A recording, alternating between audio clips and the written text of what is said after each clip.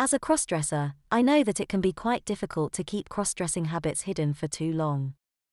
A lot of us crossdressers put a lot of effort into keeping it low as much as we can because we are afraid that someone will end up finding out about it. Every time that we catch ourselves hiding it from someone we love, we can feel that a part of us is fading away into the unknown. So what did I do to overcome those feelings? Well, it took me a long time to figure out how to do that, but that was totally worth it. What I did was mainly to trust who I love, and to hope that the fact of me being a crossdresser wouldn't change what people felt about me. First of all, I had to be confident enough to trust my girlfriend. Before coming out to someone, the very first thing I recommend you to do is to think about how open-minded that person is. Anticipating what kind of reaction you might get can make things easier in the long run. If it's a person that you know well, and that is important to you, it might be easy for you to know what to expect. So the closer the person is to you, the easier it is to determine if you should or not come out to that person. If you are still insecure about who you should tell about you being a crossdresser, consider doing so with someone that you have an extra trust, and who's not likely to spread that secret. Well, back to my story.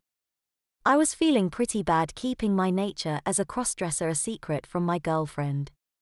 I could feel that it was affecting my relationship because I wasn't being 100% myself. It was just like lying to the person I loved the most. It was breaking my heart, so one day I decided she had to know. All I could do was to hope she would accept me the way I am, and still love me the same as she did before.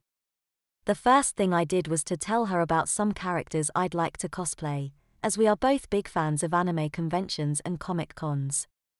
One day, I pointed up I would like to cosplay as some female Star Wars characters, such as Princess Leia and Bo-Katan Kryze.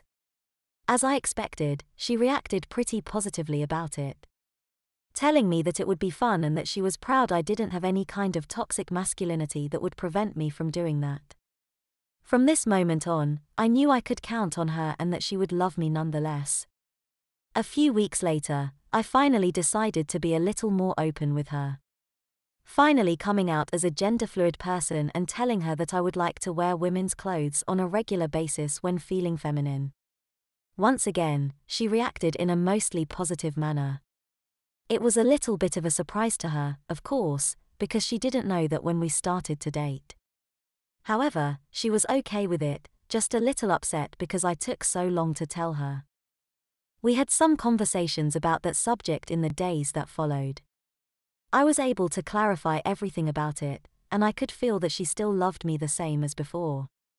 After everything was settled, my life as a crossdresser saw a great improvement with her support. She started to teach me some makeup techniques, even doing my makeup herself. We started to go shopping for clothes, shapewear, and wigs together. This made it easier for me to enter the female section of stores in her company. So I can say that I have absolutely no regrets about coming out to her.